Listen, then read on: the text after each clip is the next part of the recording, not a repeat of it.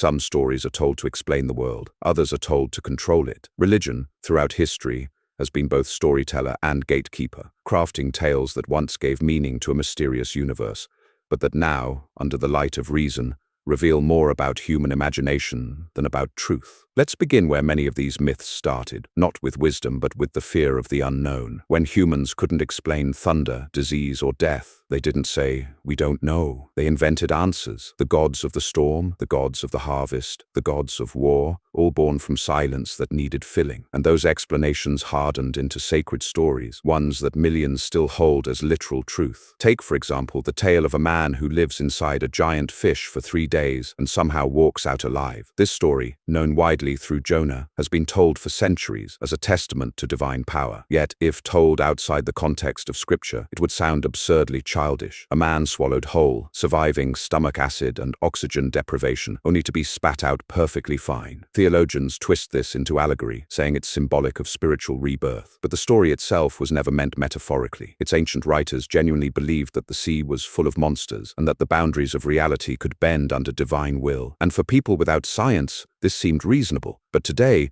believing such a thing requires an act of willful denial, the refusal to accept what we already know about biology, physics, and common sense. Then there's the story of talking animals, the serpent in the garden, the talking donkey in Numbers, or even the crow that teaches Cain how to bury his brother. These are not the marks of divine wisdom. They're echoes of an era when human language was new, and myths were the only technology available for moral lessons. Yet countless people still defend these tales, not as legends, but as literal truth. They claim omniscience for their God, while defending stories that crumble under the simplest scrutiny. It's not the tales themselves that are foolish. It's the refusal to see them for what they are. The story of Noah's Ark might be the most famous of all. A single man builds a wooden boat large enough to fit every species on Earth, 2 by 2, and somehow manages to feed and care for them for 40 days. The story has charm. It's colorful, simple, and full of moral clarity. But it collapses instantly under any real examination. The logistics alone are laughable. The sheer number of species, the volume of food required, the waste disposal, the geographic redistribution after the flood. It's a story that could only exist in a world without math or maps. Yet entire theme parks are built to celebrate it. People walk through life-sized wooden replicas of the Ark, gazing up in wonder at something that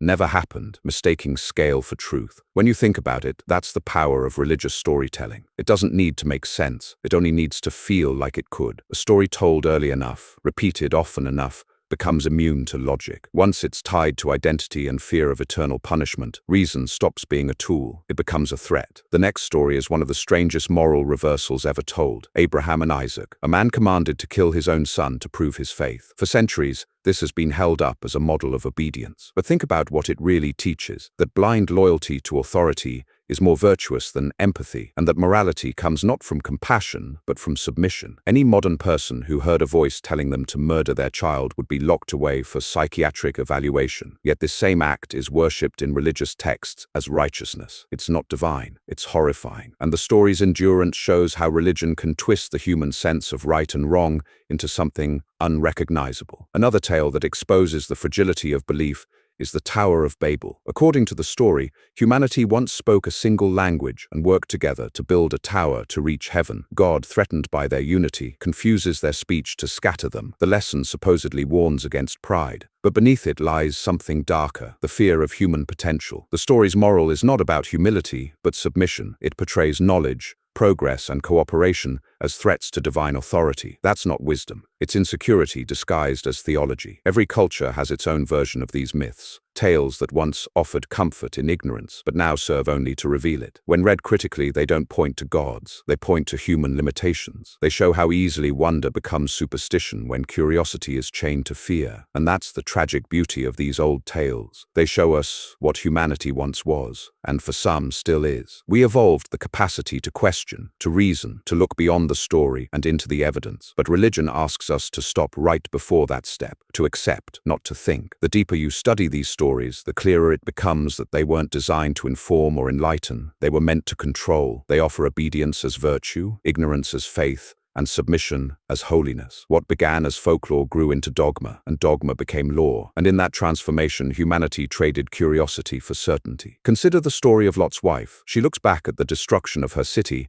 and is instantly turned into a pillar of salt. The moral supposedly is obedience, or perhaps the dangers of nostalgia. But when you pause, the literalness of it is striking. The transformation is not symbolic in the text, it's physical, instantaneous, and eternal.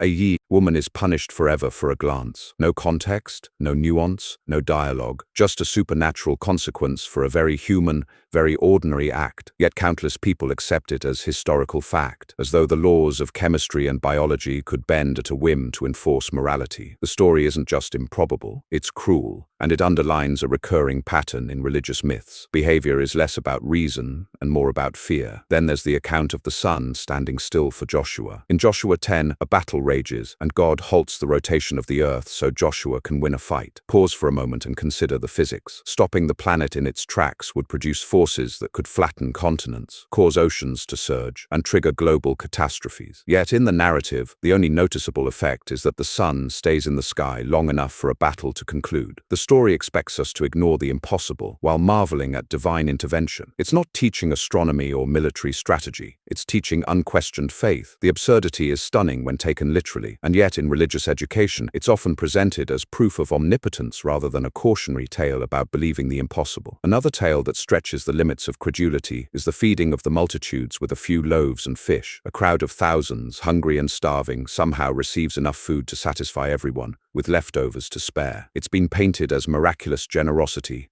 as a demonstration of divine providence. But think about what it actually implies. Not only is the miracle physically impossible, but it also places humans in a position of complete dependency. We are passive recipients of divine power, not active participants in feeding ourselves or others. The story's appeal lies not in nourishment, but in reinforcing the idea that humans alone are insufficient. Miracles replace reasoning, and faith becomes the only tool. The tale of the virgin birth carries similar weight in its implausibility. A woman conceives without sexual intercourse. In any modern context, this is biologically impossible, yet it's upheld as a cornerstone of belief, celebrated, taught, and revered. What does it actually teach, beyond demanding suspension of disbelief? That nature, biology, and human experience can be ignored in favor of narrative convenience. It's a story meant to inspire awe, but when stripped of devotion, it highlights how deeply faith can override rational thought. Some stories go even further, blending morality with the fantastical in ways that seem almost whimsical. The plagues of Egypt, for example, rivers turning to blood, frogs overrunning cities, darkness covering the land for days. Viewed historically, these events are impossible to reconcile with natural science, and yet they are presented as both punishment and proof of divine justice. It's a pattern. The more extreme the event, the more it's assumed to prove authority. Logic becomes secondary to spectacle, and spectacle becomes the measure of truth. Then there's the infamous story of Job. A man is subjected to unimaginable suffering by a deity, purely to test loyalty. He loses wealth, health, and children, and is offered no explanation until after the ordeal. The lesson is obedience, patience, and humility, wrapped in a narrative that is both cruel and illogical. Suffering becomes a tool, morality is enforced through terror, and the story itself is celebrated as exemplary. What it actually reveals is how narrative can manipulate ethics, making injustice seem righteous when presented as divine will. Even less-known myths from other cultures reveal similar patterns. In Norse mythology, gods repeatedly deceive, fight, and die, yet their actions are held as lessons in courage, cunning, and loyalty. In Hindu mythology, some tales involve gods performing morally questionable acts with impunity, rewarded by worship rather than questioned for ethics. Across cultures, the absurdity is universal. Supernatural explanations replace reasoning, and fantastical events replace observation. Human judgment is subordinated to narrative authority, and wonder is leveraged to enforce conformity. What unites all these stories, whether from the Bible, the Quran, or other ancient texts, is not truth but a particular form of thinking. Events are not questioned, laws are not tested, evidence is irrelevant. The stories themselves are the evidence. That's why they endure. Not because they describe reality, but because they shape belief. And once belief is shaped, skepticism is framed as dangerous, disrespectful, or even sinful. Consider the story of the burning bush. A man encounters a bush that is on fire but not consumed, and a voice speaks from within it, giving him instructions for leading an entire nation. On the surface, it's a symbol of divine selection, a moment of awe. But pause for a second. A fire that doesn't burn, yet speaks. There's no metaphor stated in the text, it's taken as literal. The story assumes that the impossible should be accepted unquestioningly, and it works. People look at it and say, this is proof of the miraculous, rather than, this is a fantastical story. It's not enlightenment. It's conditioning, training the mind to accept impossibility without evidence. Then there's the story of the resurrection of the dead, which appears in various forms across multiple traditions. Corpses rise, prophets return. Entire communities witness miracles of life after death. Taken literally, it defies every law we understand about biology, decomposition, and mortality. Yet believers throughout history have treated it as both possible and necessary to their worldview. The underlying appeal is not truth, but reassurance that death is not final, and that ultimate power lies with the divine. The absurdity of the events doesn't matter. The emotional comfort does. It's a story designed to bypass reason and speak directly to hope and fear. Consider also the tale of the tower reaching heaven, often tied to themes of hubris. Humanity's achievement is punished not for immorality, but for ambition. The moral is twisted. Curiosity and cooperation are dangerous. In every iteration, the story discourages progress under the guise of teaching humility. It's an ancient way of controlling the imagination, not by reason, but by fear. And it works because fear is easier to instill than critical thinking. The story of the virgin conception repeats this pattern in multiple cultures, not just Abrahamic ones. A supernatural being impregnates a mortal, and the result is divinity incarnate. Beyond biology, it also conveys a social message that the ordinary world is insufficient, that miraculous intervention is required to produce greatness. It elevates faith above evidence, narrative above observation, and myth above reality. The human mind, trained to accept the miraculous in one context, can be persuaded to accept it in others. One of the most visually dramatic stories is that of the parting of waters. Rivers, seas, and floods are stopped at a god's command, and armies or people pass safely. Again, the literal claims are impossible. Stopping a sea requires forces beyond comprehension, but the story's appeal is psychological. It positions a god as the ultimate problem solver, someone whose power defies the natural world entirely. In that framing, followers are encouraged to look not at what is probable, but at what the narrative demands they believe. Another story that challenges reason is the account of miraculous healings. Blindness, paralysis, leprosy, and other conditions are cured instantly by divine touch or command. In modern medicine, healing is complex and uncertain. Miracles bypass that complexity. They create a mental shortcut. Divine intervention equals authority, and authority equals obedience. The story's purpose is not to explore medicine or health or even empathy. It is to establish hierarchy and dependence on supernatural power. The story of manna in the desert also defies logistics and biology. For 40 years, a population receives food from the sky, perfectly portioned, with no supply chains, spoilage, or famine. Taken literally, it is impossible. Taken symbolically, it reinforces dependence on God and discourages self-sufficiency. The absurdity is secondary to the lesson of loyalty. Humans are incapable of providing for themselves without divine provision. This idea repeats throughout religious stories. Obedience is more important than reality. Then there's the tale of an omniscient deity punishing human behavior in ways that are both disproportionate and arbitrary. Cities destroyed for minor infractions, entire populations wiped out for acts considered sinful, or individuals transformed into pillars of salt. The common thread is the replacement of reasoned justice with dramatic spectacle. The stories are designed to impress, to terrify, and to ensure conformity. Logic and proportionality are irrelevant. Fear and narrative supremacy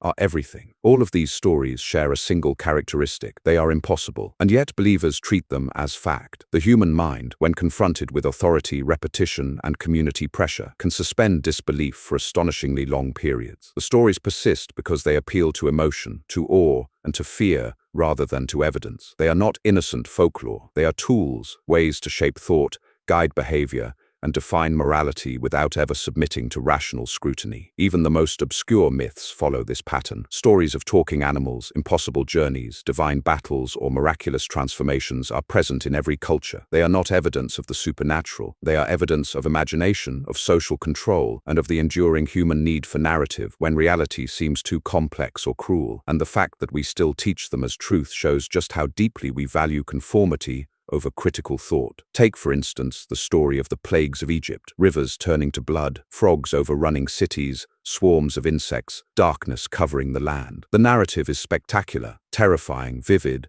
and morally charged, but the literal events are impossible. There is no historical or geological record of such events happening all at once, And yet the story persists, not because it explains reality, but because it enforces obedience. Each plague is designed to show divine supremacy, to prove that resistance is futile, logic is irrelevant, awe and fear are everything. Or consider the story of Balaam's donkey, who suddenly speaks to admonish a prophet. In the narrative, the animal communicates divine truth while the human fails to perceive it. Taken literally, it's absurd, yet it's presented as evidence of God's involvement in the world. The lesson is not about communication or ethics. It's about authority. The story trains the audience to accept that divine intervention can overturn reason at any moment. The miraculous is a proof in itself, and questioning it is unthinkable. Then there is the recurring theme of miraculous survival. People are swallowed by monsters, trapped in tombs or sentenced to death, only to emerge unharmed through divine favor. The stories demand suspension of disbelief, and over time, that suspension becomes habit. It conditions the mind to accept impossible events as natural, reinforcing the larger framework of unquestionable authority. It doesn't matter whether the events could ever happen. What matters is that the stories make obedience seem necessary, the impossible plausible, and the extraordinary sacred. The story of Samson also illustrates this. A man of incredible strength, granted by divine blessing, can perform feats of impossible power, toppling buildings, killing enemies single-handedly. The narrative is entertaining, dramatic, and larger than life. But underneath the spectacle is a familiar pattern. Human effort is secondary to divine favor. Strength, wisdom, and morality are not inherent qualities. They are granted, withdrawn, or tested by supernatural authority. Ordinary reasoning, skill, or ethics have no place here. Success comes from submission, not insight. Even less familiar stories are no less absurd. Consider tales from Hindu mythology in which gods perform morally ambiguous or outright cruel acts, stealing, lying, punishing innocence. These stories are sometimes treated as holy lessons, yet they depict behavior that would be condemned in any ordinary society. The underlying message is consistent across religions. Morality is determined not by human reason, but by divine decree. What is ethical is defined by authority, not evidence or empathy. The story of the Garden of Eden deserves closer scrutiny as well. A perfectly created world,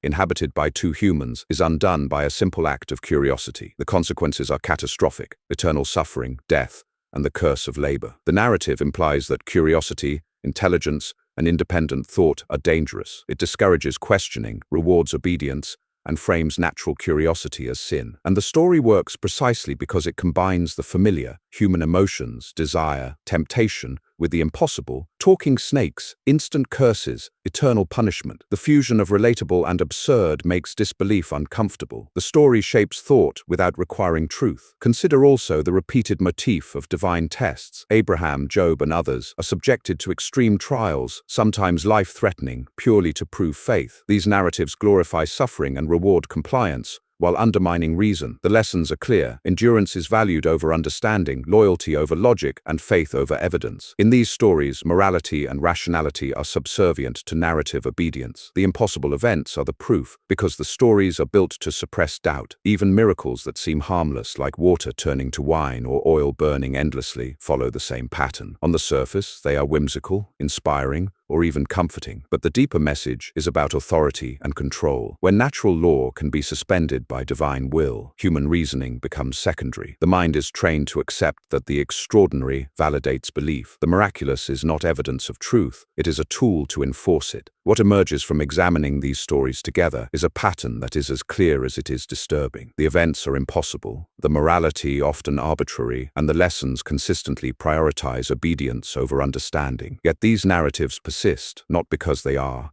true, but because they are powerful. They shape communities, guide behavior, and define identity, all while presenting themselves as evidence of reality. They are not mere stories, they are mechanisms to teach submission, to valorize faith, and to normalize the suspension of critical thought. The power of these stories doesn't come solely from their content. It comes from how they are repeated, shared, and reinforced. Oral tradition, scripture, sermons, and rituals all serve to cement these impossible narratives into collective belief. When a story is told repeatedly from childhood, disbelief becomes uncomfortable. Questioning the tale feels like betrayal, not curiosity. And that's no accident. Stories that seem foolish under scrutiny survive because they are intertwined with identity, community, and morality. They are not just stories, They are social glue. Take the story of the Exodus. Millions of people wandering the desert for decades, fed by manna from the sky, led by a prophet who parts the sea. It is celebrated as a foundational myth of liberation and divine favor. But when examined practically, it is untenable. Feeding a large population without spoilage, navigating harsh terrain without modern logistics, surviving diseases and conflict, none of it is realistic. Yet the story persists because it conveys a sense of destiny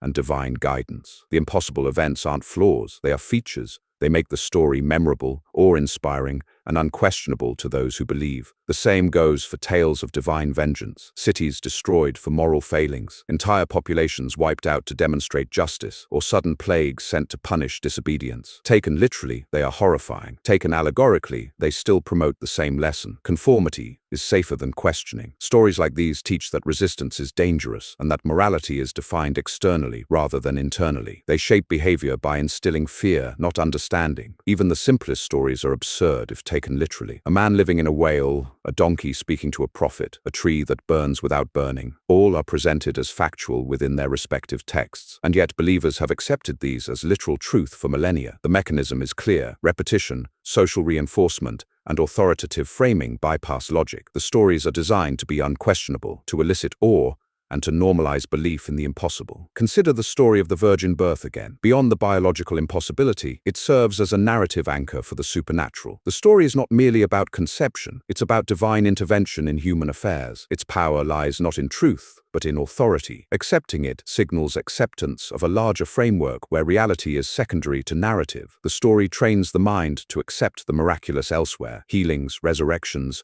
plagues, and other events that defy reason. Each story reinforces the next, building a network of impossibilities that seem coherent only to those who already believe. The story of the Tower of Babel is instructive in a different way. Humanity's ambition is punished not for cruelty or injustice, but for collaboration and ingenuity. The narrative suggests that collective achievement is dangerous when it challenges divine authority. It discourages human initiative, creativity, and cooperation, presenting them as hubris. Again, the impossibility is not just in the miraculous element, it's in the moral framing. Knowledge and progress are framed as threats. Obedience, submission, and limitation are framed as virtue. Even myths outside of Abrahamic traditions follow similar patterns. Greek mythology, for example, is full of gods who manipulate, punish, and reward mortals capriciously. Heroes endure impossible challenges, survive divine wrath, or benefit from improbable favors. The fantastical elements are obvious, yet the narratives are treated as moral lessons or entertainment. The underlying lesson is the same. Human behavior is guided by forces beyond reason,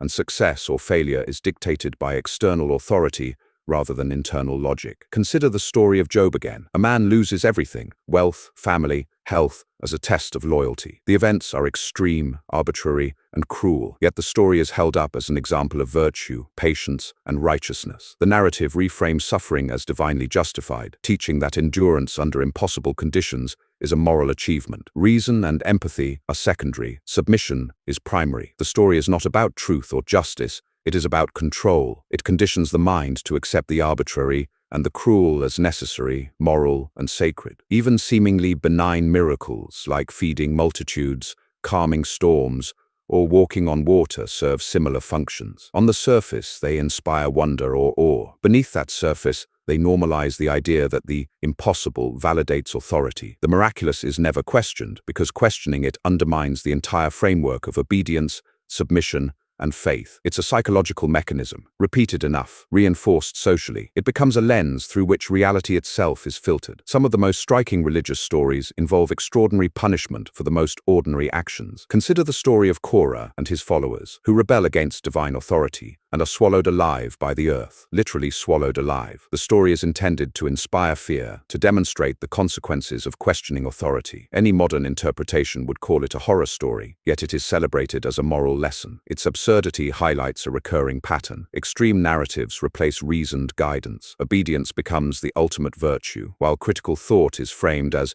dangerous. The story of the golden calf is another example. An entire population, frustrated and impatient, crafts a statue to worship while their leader is absent. The punishment is immediate and deadly. Thousands are killed to reinforce faith. The narrative glorifies the enforcement of belief over understanding. The lesson is clear. Skepticism is not merely wrong, it is fatal. Again, literal absurdity serves a psychological function. The violence of the story is its moral. Fear ensures compliance far more efficiently than argument ever could. The story of the resurrection of Lazarus is another tale of impossible events. A man dead for days is called back to life by a word. It is celebrated as miraculous, inspiring awe and faith. Yet the biological impossibility is staggering. Death is final. The story's function is not to explain or inform. It is to establish authority, reinforce obedience, and provide emotional reassurance. Its literal impossibility is irrelevant to those whose belief depends on it. In this way, the story works not by truth, but by shaping perception and behavior. The account of the sun standing still for Joshua presents similar absurdity. To halt the Earth's rotation without cataclysm is physically impossible, and yet the story treats it as literal history, reinforcing the idea that divine authority supersedes all natural laws. What matters is not feasibility, but narrative power. By presenting the impossible as factual, the story trains the mind to accept other miracles. One impossible event justifies the next, creating a chain of belief that is insulated from reality. Even small miracles carry the same weight. Water turning to wine, oil burning indefinitely, or food appearing out of nowhere. All implausible, all framed as proofs of authority. Their effect is subtle but profound. The mind is conditioned to associate the impossible with power. Repetition and ritual reinforce it. Over time, suspension of disbelief becomes habitual, and questioning these stories feels not just difficult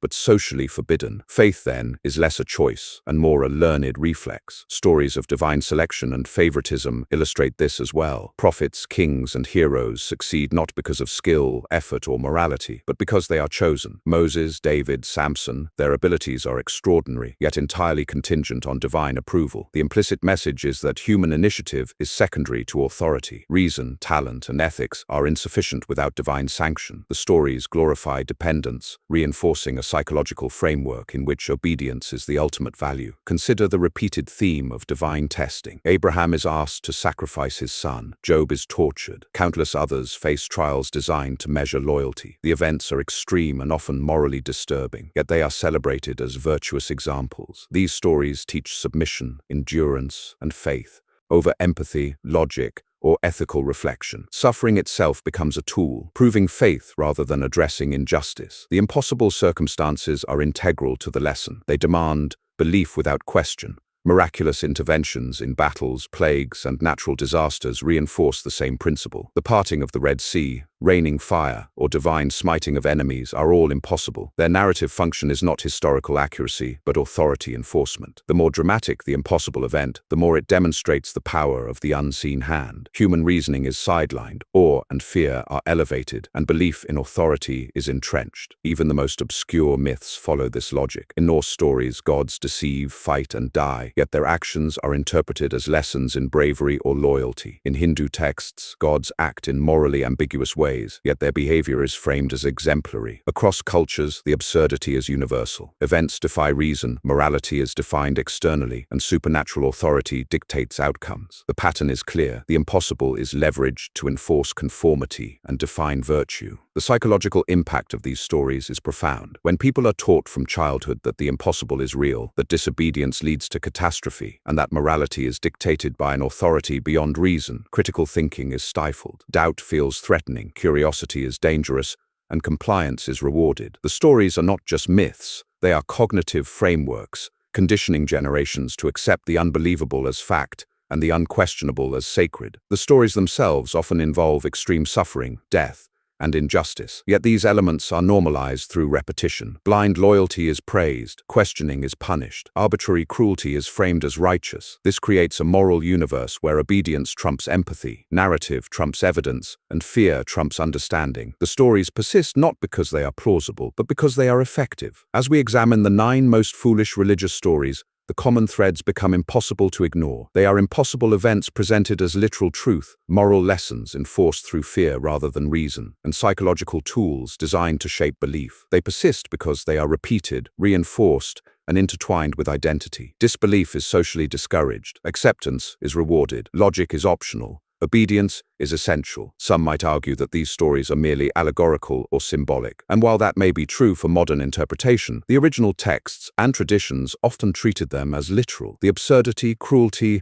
and impossibility were meant to be accepted without question. The moral and societal lessons were embedded in the suspension of disbelief itself. That suspension is what allowed these stories to control behavior, shape culture, and dictate morality across generations. Ultimately, these stories reveal more about humanity than about divinity. They show how imagination, fear, and authority can shape belief. They illustrate the lengths to which communities will go to enforce obedience. They demonstrate the power of narrative to override reason, curiosity, and evidence. And when viewed critically, they are both fascinating and absurd, cautionary tales of how stories can manipulate minds and societies. The enduring lesson is that critical thinking is essential. Just because a story is ancient, revered, or repeated endlessly does not make it true. Impossible events remain impossible. Moral lessons can be found without cruelty, and wonder can exist without abandoning reason. By studying these stories, we see not just what humans once believed, but how belief can persist when logic is suspended, fear is leveraged,